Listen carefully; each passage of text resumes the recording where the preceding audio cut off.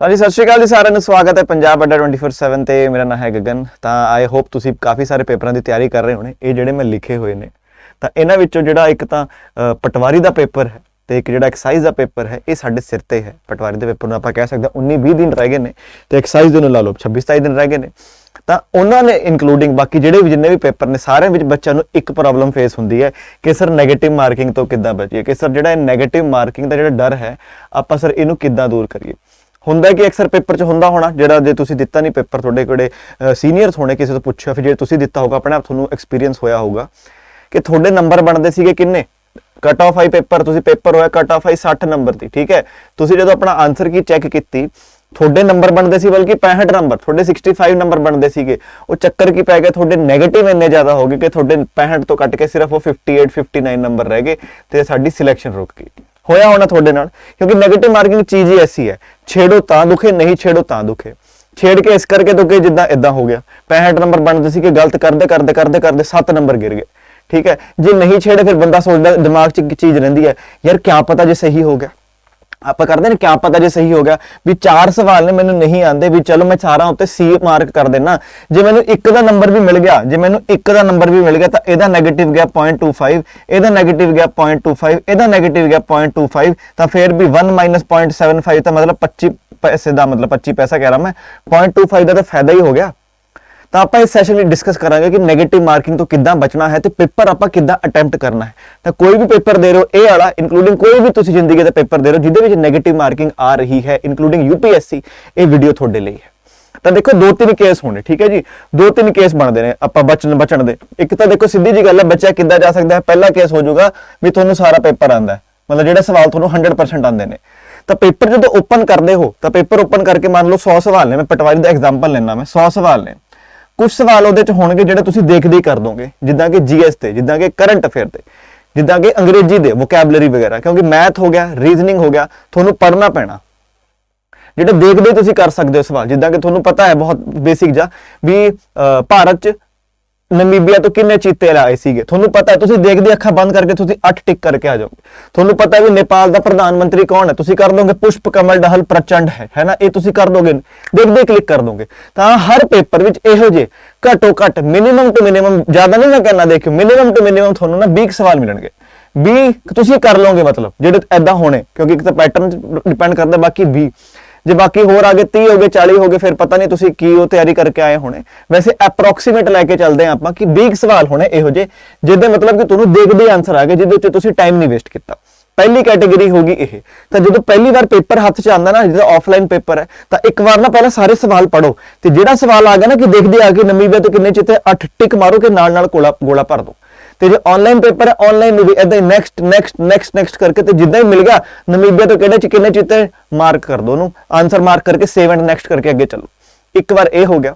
ਫਿਰ ਦੂਜੀ ਵਾਰ ਪੇਪਰ ਖੋਲੋ ਤੇ ਦੂਜੀ ਵਾਰ ਪੇਪਰ 'ਚ ਜਾਓ ਜਿਹੜੇ ਵਿੱਚ ਤੁਹਾਨੂੰ ਲੱਗਦਾ ਇਹ ਸਵਾਲ ਨਾ ਇੱਕ ਹੋ ਸਕਦਾ ਮੇਰਾ, ਇਹ ਸਵਾਲ ਮੈਂ ਇਹੋ ਜਿਹਾ ਪ੍ਰੈਕਟਿਸ ਕੀਤਾ ਹੋਇਆ। ਹੁਣ ਪ੍ਰੈਕਟਿਸ ਦੀ ਦੇਖੋ ਕਿੱਥੇ ਜ਼ਰੂਰਤ ਪੈਂਦੀ ਹੈ। ਜਿਹੜਾ ਤੁਸੀਂ ਪੇਪਰ ਤੋਂ ਪਹਿਲਾਂ ਪ੍ਰੈਕਟਿਸ ਕਰਦੇ ਹੋ ਨਾ, ਪੇਪਰ ਤੋਂ ਪਹਿਲਾਂ ਜਿਹੜਾ ਤੁਸੀਂ ਟੈਸਟ ਸੀਰੀਜ਼ ਦਿੰਦੇ ਹੋ, ਹੁਣ ਇੱਥੇ ਦੇਖੋ ਮੈਂ ਦੱਸਦਾ ਤੁਹਾਨੂੰ ਫਾਇਦਾ ਕੀ ਹੋਊਗਾ। ਹੁਣ ਨਾ ਤੁਸੀਂ ਕੋਈ ਵੀ ਟੌਪਿਕ ਚੱਕ ਲਓ, ਮੈਂ ਨਾ ਮੈਥ ਦਾ ਟੌਪਿਕ ਚੱਕਦਾ ਜਾਂ ਫਿਰ ਮੈਂ ਰੀਜ਼ਨਿੰਗ ਦਾ ਟੌਪਿਕ ਚੱਕਦਾ। ਚਲੋ ਮੈਥ ਦਾ ਚੱਕ ਲੈਂਦੇ ਆਪਾਂ। ਸਾਨੂੰ ਪਤਾ ਹੈ ਵੀ ਇੱਕ ਸਵਾਲ ਹੁੰਦਾ ਵੀ A + B ਕੰਮ ਕਰਦੇ 10 ਦਿਨਾਂ 'ਚ, B + C ਕੰਮ ਕਰਦੇ 12 ਦਿਨਾਂ 'ਚ ਤੇ C + A ਕੰਮ ਕਰਦੇ 20 ਦਿਨਾਂ 'ਚ। ਤੁਹਾਨੂੰ ਕੱਢਣਾ ਹੈ ਵੀ A ਤੇ B ਤੇ C ਕਿੰਨੇ ਦਿਨਾਂ 'ਚ ਕੰਮ ਕਰਨਗੇ। ਹੁਣ ਤੁਹਾਨੂੰ ਪਤਾ ਤੁਹਾਨੂੰ ਇਹ ਸਵਾਲ ਆਂਦਾ ਹੈ ਲੇਕਿਨ ਇਹਦੇ 'ਚ ਟਾਈਮ ਲੱਗ ਸਕਦਾ। ਕਿਉਂ? ਪਹਿਲਾਂ ਤੁਹਾਨੂੰ ਇਹਦਾ LCM ਕੱਢਣਾ ਪੈਣਾ, ਠੀਕ ਹੈ। 6 ਆਊਗਾ, 5 ਆਊਗਾ, ਫਿਰ ਇੱਥੇ 20 ਜਾਂ 60 ਆਊਗਾ। ਫਿਰ ਤੁਸੀਂ ਇਹਨਾਂ ਤਿੰਨਾਂ ਨੂੰ ਟੋਟਲ ਕਰੋਗੇ 2A + B + C ਕਰੋਗੇ, ਫਿਰ 5 6 7 8 8 6 14 ਹੋ ਗਿਆ। ਫਿਰ A + B + C the value ਆ ਗਈ 14, 7 ਆ ਗਈ ਸੌਰੀ। ਹੁਣ A + B 6 ਪੁੱਟ ਕਰੋਗੇ ਤਾਂ 7C ਆ ਗਿਆ 1, B + C 5 ਪੁੱਟ ਕਰੋਗੇ ਤਾਂ A ਆ ਗਿਆ 2 ਤੇ C + 3 ਪੁੱਟ ਕਰੋਗੇ ਤਾਂ B ਆ ਗਿਆ 4। ਹੁਣ ਦੇਖੋ ਹੋ ਗਿਆ ਸਵਾਲ ਲੇਕਿਨ ਟਾਈਮ ਲੱਗਿਆ। ਇਹ ਤਾਂ ਬਹੁਤ ਹੀ ਬੇਸਿਕ ਹੈ, ਦੱਸਤਾ। ਪੇਪਰਾਂ ਤੁਹਾਡੇ ਕੋਲ ਪੁਆਇੰਟਾਂ ਵਾਲੇ ਆਣਗੇ, ਜਿਹੜੇ ਪੁਆਇੰਟ ਹੋਵੇ। ਇਹ ਤਾਂ ਜਿੱਦਾਂ 2 ਤੋਂ 14 ਪੂਰਾ ਡਿਵਾਈਡ ਹੋ ਗਿਆ, ਪੇਪਰ 'ਚ ਆਊਗਾ ਪੁਆਇੰਟ ਵਾਲਾ। ਹੁਣ ਦੂਜੀ ਵਾਰ 'ਚ ਨਾ ਅਸੀਂ ਇਹ ਵਾਲੇ ਸਵਾਲ ਕਰਨੇ ਨੇ। ਜਦੋਂ ਆਇਆ ਕਿ ਹਾਂ ਹੋ ਸਕਦਾ ਹੋ ਗਿਆ ਤੇ ਇਹ ਗਾਰੰਟੀ ਦਿੰਦਾ ਮੈਂ ਇਹੋ ਜਿਹੇ ਤੁਹਾਨੂੰ 100 ਵਿੱਚੋਂ 30 ਕੁਐਸਚਨ ਮਿਲ ਜਾਣਗੇ, 100 ਵਿੱਚੋਂ ਤੁਹਾਨੂੰ 30 ਸਵਾਲ ਮਿਲ ਜਾਣਗੇ ਇਹੋ ਜਿਹੇ।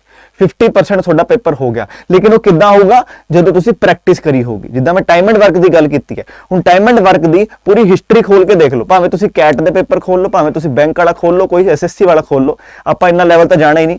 ਪੰਜਾਬ ਵਾਲੇ ਖੋਲ ਲਓ, PSSB, Punjab police, PS, PCL, ਕੋਈ ਵੀ ਪੇਪਰ ਖੋਲ ਲਓ, 6 ਤੋਂ 7 ਟਾਈਪ ਨੇ। ਤਾਂ ਜੇ ਪੇਪਰ ਜਾਣ ਤੋਂ ਪਹਿਲਾਂ ਇਹਨਾਂ 6 ਤੋਂ 7 ਟਾਈਪ ਦੀ ਤੁਸੀਂ 3-4 ਵਾਰ ਪ੍ਰੈਕਟਿਸ ਕਰ ਲਈ, ਤਾਂ ਇਹੋ ਜਿਹੇ ਸਵਾਲ ਤਾਂ ਤੁਸੀਂ ਭਗਾ ਕੇ ਮਾਰੋਗੇ, ਤੁਸੀਂ ਰੁਕੋਗੇ ਹੀ ਨਹੀਂ, ਤੁਸੀਂ ਰੁਕੋਗੇ ਹੀ ਨਹੀਂ। ਤਾਂ ਇਦਾਂ ਕਰਕੇ ਤੁਹਾਡੇ ਜਿਹੜੇ 50 ਨੰਬਰ ਨੇ ਨਾ, ਇਹ 50 ਨੰਬਰ ਹੋ ਗਏ ਤੁਹਾਡੇ ਪੱਕੇ। ਹੁਣ ਦੂਜੀ ਕੈਟੇਗਰੀ ਆਂਦੀ ਹੈ ਨੈਗੇਟਿਵ ਮਾਰਕਿੰਗ ਦੇ ਵਿੱਚ, ਦੂਜੀ ਕੈਟੇਗਰੀ ਆਂਦੀ ਹੈ ਜਿਹਦੇ ਵਿੱਚ ਤੁਹਾਨੂੰ 50% ਆਂਦਾ ਹੈ। ਮਤਲਬ ਹੁੰਦਾ ਨਾ ਕਈ ਸਵਾਲ ਕਿ ਮੈਂ ਦੇਖਿਆ ਜਾਂ ਤਾਂ ਇਹ ਹੋ ਸਕਦਾ ਜਾਂ ਤਾਂ ਇਹ ਹੋ ਸਕਦਾ, ਤੇ ਉਹ ਕਿਹੜੇ ਸਵਾਲਾਂ ਵਿੱਚ ਹੋਊਗਾ, ਉਹ ਦੁਬਾਰੇ ਸਿਰਫ GS ਵਾਲੇ ਸਵਾਲਾਂ 'ਚ, ਕਰੰਟ ਅਫੇਅਰ ਵਾਲੇ ਸਵਾਲਾਂ 'ਚ ਤੇ ਸਟੈਟਿਕ GK ਵਾਲੇ ਸਵਾਲਾਂ 'ਚ, ਕਿਉਂਕਿ ਮੈਥ ਤੁਹਾਨੂੰ ਸੋਲਵ ਕਰਨਾ ਹੈ। ਜੇ ਤੁਸੀਂ ਪ੍ਰੈਕਟਿਸ ਕੀਤੀ ਹੋਈ ਹੈ ਤੁਸੀਂ 100% ਮੈਥ ਦੇ ਸੋਲਵ ਕਰ ਲਓਗੇ। ਰੀਜ਼ਨਿੰਗ ਤੁਹਾਨੂੰ ਸੋਲਵ ਕਰਨਾ ਹੈ, ਜੇ ਤੁਸੀਂ ਐਦਾਂ ਹੀ ਹਰ ਤਰੀਕੇ ਦੀ 3-4 ਵਾਰ ਪ੍ਰੈਕਟਿਸ ਕੀਤੀ ਹੈ ਤੁਸੀਂ ਰੀਜ਼ਨਿੰਗ ਸੋਲਵ ਕਰ ਲਓਗੇ। ਇਹ ਦੋਨੇ ਉਹ ਤੋਂ ਬਾਅਦ, ਤੇ ਇਹ ਚੀਜ਼ ਉਹਦੇ ਵਿੱਚ ਵੀ ਹੋਗੀ ਕਿਹਦੇ 'ਚ, ਕੰਪਿਊਟਰ 'ਚ। ਹੁਣ ਤੁਹਾਨੂੰ ਪਤਾ ਹੈ ਕਾਪੀ ਦਾ ਤੁਹਾਡੇ ਕੋਲ ਪੁੱਛ ਰਿਹਾ ਵੀ ਕਾਪੀ ਕਿੱਦਾਂ ਕਰਦੇ ਨੇ, ਇੰਨਾ ਘਟੀਆ ਸਵਾਲ ਤੁਹਾਡੇ ਕੋਲ ਪੁੱਛੂਗਾ ਨਹੀਂ ਵੀ ਸ਼ਾਰਟਕਟ ਕੀ। ਹੁਣ ਤੁਹਾਨੂੰ ਪਤਾ ਹੈ ਵੀ ਕੰਟਰੋਲ A ਨਹੀਂ ਹੋ ਸਕਦਾ, ਮੈਨੂੰ ਪਤਾ, ਤੇ ਕੰਟਰੋਲ V ਨਹੀਂ ਹੋ ਸਕਦਾ, ਤੁਹਾਨੂੰ ਯਾਦ ਨਹੀਂ ਹੈ ਕੰਟਰੋਲ C ਹੈ ਜਾਂ ਕੰਟਰੋਲ D ਹੈ। ਐਗਜ਼ਾਮਪਲ ਦੇ ਰਿਹਾ ਮੈਂ, ਇੰਨਾ ਬੇਕਾਰ ਸਵਾਲ ਪੁੱਛੂਗਾ ਨਹੀਂ ਤੁਹਾਡੇ ਕੋਲ, ਇੰਨਾ ਐਗਜ਼ਾਮਪਲ ਦੇ ਰਿਹਾ।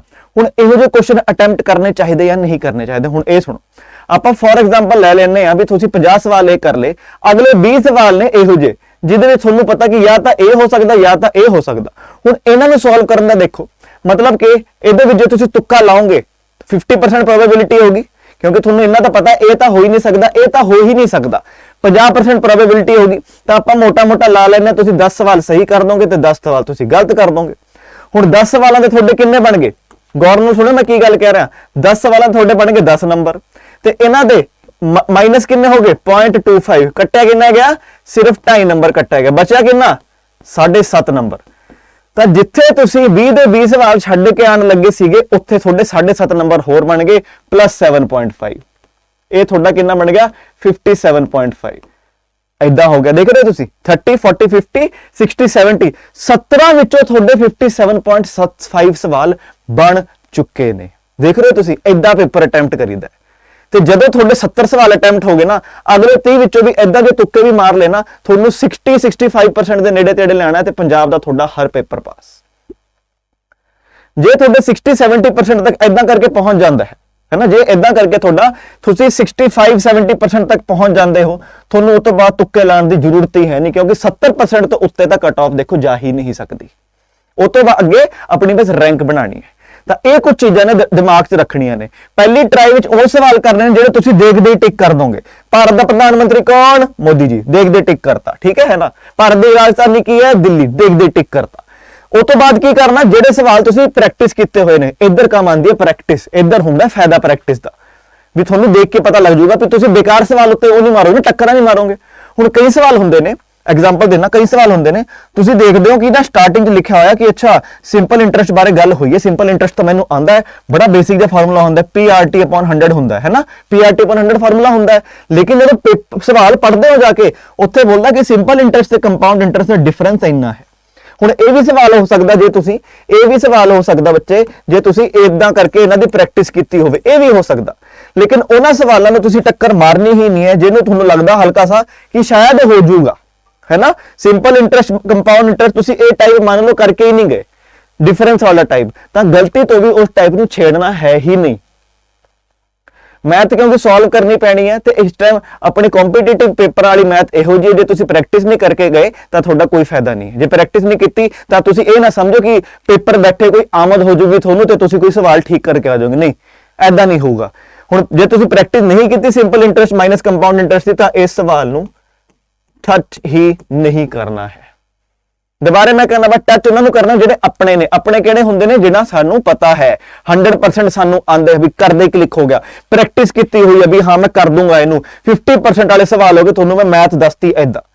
हुण जे पेपर च है नैगेटिव मार्किंग, जे तो पेपर च है नैगेटिव मार्किंग, फिर एक होर गल दसदा, जे पेपर च नैगेटिव मार्किंग है तो तुहानू करना की है, रंग आप ले लेने, तो करना की है, एक ही कोई भी भर के आयो ते ना हिस्टोरिकली कोई भी पेपर खोल के देखियो, ज्यादातर जो ऑप्शन होंगे ने ना वो बी ते सी होंगे ने, क्योंकि एग्जामिनर का दिमाग ही इदा चलता है। ਜ਼ਿਆਦਾਤਰ ਆਪਸ਼ਨ B ਤੇ C ਹੁੰਦੇ ਨੇ, ਚੈੱਕ ਕਰ ਲਿਓ ਤੁਹਾਡੇ ਜਿਹੜੇ ਵੀ ਪੇਪਰ ਹੋਣੇ, ਮੈਂ ਗਾਰੰਟੀ ਦਿੰਨਾ 60% ਤੋਂ ਜ਼ਿਆਦਾ ਆਪਸ਼ਨ ਨਾ B ਤੇ C ਹੋਣਗੇ। ਤਾਂ ਮੰਨ ਲਓ ਪੇਪਰ 'ਚ ਨੈਗੇਟਿਵ ਮਾਰਕਿੰਗ ਹੈ ਨਹੀਂ, ਜਿੱਦਾਂ ਮੈਂ ਗੱਲ ਕਰਾਂ ਕਾਂਸਟੇਬਲ ਦੀ, ਤੇ ਜੇ ਲਾਸਟ ਦੇ 20 ਸਵਾਲ ਰਹਿ ਗਏ ਨਾ, ਸਾਰਿਆਂ ਵਿੱਚ B ਭਰ ਦਿਓ ਜਾਂ ਸਾਰਿਆਂ ਵਿੱਚ C ਭਰ ਦਿਓ। ਚਲੋ ਤੁਸੀਂ A ਭਰ ਦਿਓ ਭਾਵੇਂ D ਭਰ ਦਿਓ, ਠੀਕ ਹੋਣ ਦੀ, ਨੰਬਰ ਆਉਣ ਦੀ ਪ੍ਰੋਬੇਬਿਲਿਟੀ ਜ਼ਿਆਦਾ ਹੋਗੀ। ਹੁਣ ਕਈ ਵਾਰ ਹੋ ਸਕਦਾ ਇਹਦਾ A ਹੋਵੇ, ਇਹਦਾ B ਹੋਵੇ, ਇਹਦਾ C ਹੋਵੇ, ਇਹਦਾ D ਹੋਵੇ, ਤੇ ਤੁਸੀਂ ਰਾजा बेटा इसका D करके आए हैं, राजा बेटा इसका C करके आए, राजा बेटा इसका B करके, राजा बेटा इसका A करके आए हैं। ਜੇ ਤੁਸੀਂ ਘੱਟੋ ਘੱਟ ਸਾਰਿਆਂ ਦਾ B ਕੀਤਾ ਹੁੰਦਾ ਤਾਂ ਇੱਕ ਨੰਬਰ ਤਾਂ ਬਣਗਾ, ਤੇ ਤੁਹਾਡੇ ਕਲਾਕਾਰੀ ਦੇ ਚੱਕਰ ਵਿੱਚ ਇੱਕ ਵੀ ਨਹੀਂ ਬਣਿਆ।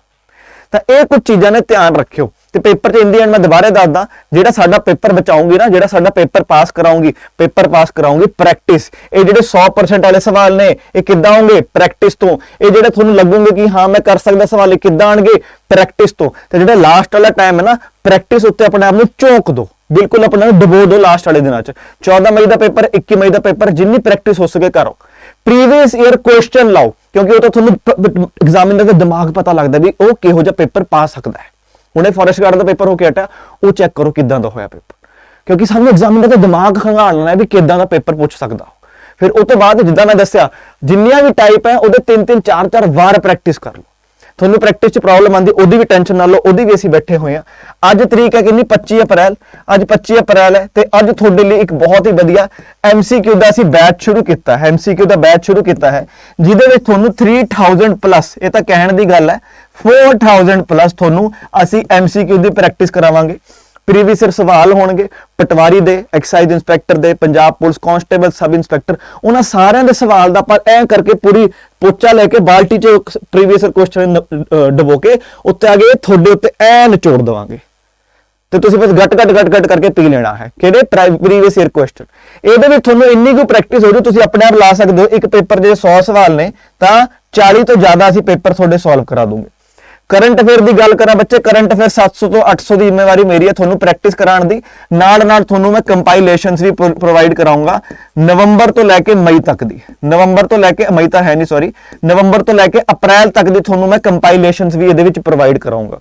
ਤੇ ਪ੍ਰੈਕਟਿਸ ਇੰਨੀ ਕੁ ਹੋ ਜੂਗੀ, ਜਿੱਦਾਂ ਮੈਂ ਕਿਹਾ, ਇਹ ਵਾਲੇ ਜਿਹੜੇ ਸਵਾਲ ਨੇ ਨਾ ਬੱਚੇ, ਜਿਹੜੇ ਤੁਸੀਂ ਗਲਤ ਕਰ ਸਕਦੇ ਹੋ, ਇਹ ਵਾਲੇ ਸਵਾਲ ਨੇ, ਇਹ ਵਾਲੇ ਸਵਾਲ ਤੁਸੀਂ ਬਿਲਕੁਲ ਵਧੀਆ ਤਰੀਕੇ ਨਾਲ ਕਰਕੇ ਆਓਗੇ। ਮੈਂ ਦੱਸਿਆ ਨਾ ਤੁਹਾਨੂੰ, ਯਾਦ ਹੈ ਕੁਝ ਹੁਣੇ ਆਪਾਂ ਗੱਲ ਕੀਤੀ ਵੀ ਜਿਹੜੇ ਸਵਾਲ ਨੇ ਸਾਨੂੰ ਪਤਾ ਇਹ ਮੈਂ ਕਰ ਸਕਦਾ, ਜਿੱਦਾਂ ਕਿ A ਵਾਲਾ A+B+C ਵਾਲਾ। ਜਿੰਨੀ ਵੀ ਪ੍ਰੈਕਟਿਸ ਹੈ, ਜਿੰਨੇ ਵੀ ਤਰ੍ਹਾਂ ਦੇ ਸਵਾਲ ਨੇ, ਉਹਦੇ ਦੇ 3-3 4-4 ਵਾਰ ਜੇ ਤੁਹਾਨੂੰ ਪ੍ਰੈਕਟਿਸ ਕਰਾਤੀ, ਆਪਣੇ ਆਪ ਸੋਚੋ, ਹਿਊਮਨ ਮਾਈਂਡ ਹੈ, ਤੁਸੀਂ ਠੀਕ ਹੀ ਕਰਕੇ ਆਓਗੇ, ਤੁਸੀਂ ਉਹਦੇ ਵਿੱਚ ਗੜਬੜ ਨਹੀਂ ਕਰੋਗੇ। ਤਾਂ ਇਹ ਜਿਹੜਾ ਬੈਚ ਹੈ ਅੱਜ ਆਲਰੇਡੀ ਸ਼ੁਰੂ ਹੋ ਚੁੱਕਾ ਹੈ, ਹਜੇ ਵੀ ਦੇਰ ਨਹੀਂ ਹੋਈ ਹੈ, ਹਜੇ ਵੀ ਐਨਰੋਲ ਕਰ ਸਕਦੇ ਹੋ। ਮੁੱਲ ਬਹੁਤ ਹੀ ਨੋਮੀਨਲ ਦਾ ਰੱਖਿਆ ਹੋਇਆ, 880 ਰੁਪਏ, ਤਾਂ ਕਿ ਜੇ ਹਰ ਕੋਈ ਐਨਰੋਲ ਕਰ ਸਕੇ। ਇਹਦੇ ਵਿੱਚ ਕਿੱਦਾਂ ਪਊਗਾ 880? ਇਹ ਬਸ ਧਿਆਨ ਰੱਖ ਲੈਣਾ, ਤੁਹਾਨੂੰ ਡਿਸਕਾਊਂਟ ਕੋਡ ਇੱਕ Y383Y383 ਆ ਤੁਹਾਨੂੰ ਮੈਂ ਦਿਖਾ ਦੇਣਾ, ਤੁਸੀਂ ਕਿੱਦਾਂ ਐਨਰੋਲ ਕਰ ਸਕਦੇ ਹੋ। ਉਹ ਮੈਨੂੰ ਲੱਗਾ ਸਕਰੀਨ ਡਿੱਗ ਚੱਲੀ ਸੀ, ਮਾਈਕ 'ਚ ਪੈਰ ਫਸ ਗਿਆ ਸੀ ਮੇਰਾ। ਆ ਜਾਓ। ਤਾਂ ਇਹ ਦੇਖੋ, ਤੁਸੀਂ ਓਪਨ ਕਰਨਾ ਹੈ ਜੀ ਅੱਡਾ 247.com, ਯਾਨੀ ਅੱਡਾ 247.com। ਇਹ ਓਪਨ ਕਰ ਲਿਆ ਮੈਂ, ਤੇ ਆਪਾਂ ਕਿਹੜੇ ਪੇਪਰ ਦੀ ਤਿਆਰੀ ਕਰ ਰਹੇ? ਪੰਜਾਬ ਪਟਵਾਰੀ ਦੀ ਤਿਆਰੀ ਕਰ ਰਹੇ, ਤਾਂ ਚੁੱਪਚਾਪ ਪੰਜਾਬ ਪਟਵਾਰੀ ਸਰਚ ਕਰਤਾ। ਤੇ ਇਹ ਦੇਖੋ ਮੈਂ ਕਰਤਾ ਇੱਥੇ ਸਰਚ PUNJAB PATWARI। ਆ ਦੇਖੋ ਪੰਜਾਬ ਪਟਵਾਰੀ ਸਰਚ ਕੀਤਾ, ਤੇ ਪਤਾ ਨਹੀਂ ਕੀ ਕੁਛ ਆ ਗਿਆ, ਹਰਿਆਣਾ ਹੋਣਾ। ਥੱਲੇ ਆਉਂਗੇ, ਇਹ ਆ ਗਿਆ ਜੀ ਪੰਜਾਬ ਪਟਵਾਰੀ 3000 ਪਲੱਸ MCQ ਬੈਚ, ਤੇ ਇੱਥੇ ਮੁੱਲ 1000 ਰੁਪਏ ਲਿਖਿਆ। ਪਹਿਲਾਂ ਤੁਹਾਨੂੰ ਡਿਸਕਾਊਂਟ ਦਵਾ ਦਿੰਨੇ ਆ, ਮੋਰ ਆਫਰ ਤੇ ਕਲਿੱਕ ਕਰਿਓ, ਤੇ ਫਿਰ ਡਿਸਕਾਊਂਟ ਕੋਡ ਭਰਿਆ ਜਿਹੜਾ ਤੁਹਾਨੂੰ ਦੱਸਿਆ ਹੈ। ਇੰਪੋਰਟੈਂਟ ਹੈ ਉਹ ਕੋਡ, ਉਹ ਪੰਜਾਬ ਲਈ ਆਪਣੇ ਲਈ ਕੋਡ ਇੰਪੋਰਟੈਂਟ ਹੈ, Y383Y383। ਤੇ ਆਹ ਵੇਖੋ ਜੀ, ਇਹ ਲੱਗਦਿਆਂ ਹੀ ਵੈਬਸਾਈਟ ਉੱਪਰ ਕਿੰਨੇ ਦਾ ਪੈ ਗਿਆ? ਇਹ 919 ਦਾ। ਤੁਸੀਂ ਹੋਰ ਸਸਤਾ ਕਰ ਸਕਦੇ ਹੋ, ਜਿੱਦਾਂ ਮੈਂ ਗੱਲ ਦੱਸੀ 880 ਦੀ। ਇਹ ਵੀਡੀਓ ਚੱਲੀ ਹੋਈ ਹੈ, ਇਹ ਵੀਡੀਓ ਦੀ ਡਿਸਕ੍ਰਿਪਸ਼ਨ 'ਚ ਜਾਓ, ਐਦਾਂ ਕਰਕੇ ਫੋਨ ਦੇਖ ਰਹੇ ਹੋਣੇ, ਜੇ ਸਿੱਧਾ ਕਰੋਗੇ ਵੀਡੀਓ ਦੇ ਥੱਲੇ ਇੱਕ ਲਿਖਿਆ ਹੁੰਦਾ ਨਾ ਵੀਡੀਓ ਬਾਰੇ, ਇੰਨੇ ਵਿਊਜ਼ ਆ ਗਏ ਜਾਂ ਫਿਰ ਇੰਨੇ ਵਾਚਿੰਗ, ਉਹਦੇ ਤੇ ਕਲਿੱਕ ਕਰੋ, ਇੱਕ ਲਿੰਕ ਲੱਗਿਆ ਹੋਊਗਾ, ਡਾਊਨਲੋਡ ਆਰ ਅੱਡਾ 24/7 ਹੈ ਫਲਾਣਾ ਧਿਮਕਾ ਕੁਛ ਕਰਕੇ HTTPS, ਅੱਗੇ ਮੇਰਾ ਨਾਮ ਲਿਖਾ ਹੋਊ ਗਗਨਦੀਪ ਸਿੰਘ। ਉਹਦੇ ਉੱਤੇ ਕਲਿੱਕ ਕਰਕੇ ਐਪ ਤੁਹਾਨੂੰ ਐਪ ਸਟੋਰ ਜਾਂ ਪਲੇ ਸਟੋਰ ਤੇ ਲੈ ਕੇ ਜਾਓਗੀ, ਉੱਥੇ ਜਾ ਕੇ ਐਪ ਨੂੰ ਇੰਸਟਾਲ ਕਰਿਓ। ਠੀਕ ਹੈ, ਇੱਕ ਤਾਂ ਉੱਥੇ ਫਿਰ ਕਰੰਟ ਅਫੇਅਰਸ ਬਾਈ ਗਗਨ ਕਰਕੇ ਪੇਜ ਹੋਊਗਾ, ਜਿਹਦੇ ਵਿੱਚ ਤੁਸੀਂ ਆਪਣੇ ਆਪ ਵੀ ਪ੍ਰੀਵੀਅਸ ਈਅਰ ਪਟਵਾਰੀ ਦੇ paper, previous year excise inspector ਦੇ ਪੇਪਰ, ਪ੍ਰੀਵੀਅਸ ਈਅਰ ਜਿਹੜਾ ਪਟਵਾਰੀ 2016 ਚ ਹੋਇਆ ਉਹਦੇ ਪੇਪਰ ਤੁਸੀਂ ਕਰ ਸਕਦੇ ਹੋ। ਤੇ ਕਿੱਦਾਂ ਮਿਲੂਗਾ? ਉਸੇ ਲਿੰਕ ਤੋਂ। ਤੇ ਜਦੋਂ ਐਪ ਵਿੱਚ ਜਾ ਕੇ ਤੁਸੀਂ ਪੰਜਾਬ ਪਟਵਾਰੀ ਭਰੋਗੇ, ਫਿਰ ਉੱਥੇ ਡਿਸਕਾਊਂਟ ਕੋਡ ਜਿੱਦਾਂ ਹੀ ਭਰੋਗੇ ਨਾ Y383Y383, ਉੱਥੇ ਤੁਹਾਨੂੰ ਕੁਝ ਕੋਇਨਸ, ਸਿੱਕੇ ਐਕਟੀਵੇਟ ਹੋ ਜਾਣਗੇ, ਤੇ ਇਹਨਾਂ ਨਾਲ ਤੁਹਾਨੂੰ ਇਹ ਹੋਰ ਸਸਤਾ ਪੈ ਜੂ 880 ਦਾ। ਤਾਂ ਜੇ ਮੈਥੋਂ ਕੋਈ ਪੁੱਛੇ ਸਰ ਇਹ ਜ਼ਰੂਰੀ ਹੈ ਬੈਚ, ਮੈਂ ਕਹਿੰਦਾ ਇਹ ਤਾਂ ਜ਼ਰੂਰੀ ਬੈਚ ਹੋਇਆ ਹੀ ਨਹੀਂ। ਬੱਚੇ ਮੈਥੋਂ ਅਕਸਰ ਪੁੱਛਦੇ ਨੇ ਕਿ ਰਿवीजन ਬੈਚ ਵੀ ਚੱਲਿਆ ਹੈ ਜਿਹਦੇ ਵਿੱਚ ਤੁਹਾਡੀ ਰਿवीजन ਹੋ ਰਹੀ ਹੈ ਬਹੁਤ ਤੇਜ਼। ਬੱਚਾ ਪੁੱਛਦਾ ਸਰ ਰਿवीजन ਬੈਚ ਵਿੱਚ ਐਨਰੋਲ ਕਰੀਏ ਐਮਸੀਕਿਊ ਬੈਚ ਵਿੱਚ? ਮੈਂ ਇਹੀ ਕਹਿੰਦਾ ਬੱਚੇ ਪੇਪਰ 'ਚ ਨਾ एमसीक्यू आएंगे, पेपर च थ्योरी नहीं आऊगी। जो तुम सोच रहे हो ना अगले 20 दिन रह गए मैं बहुत अच्छे से तैयारी कर लूंगी, यस सर मैं सब कुछ पढ़ लूंगी, मैं सब कुछ पढ़ लूंगा, लेकिन बच्चे पेपर में आएंगे एमसीक्यू।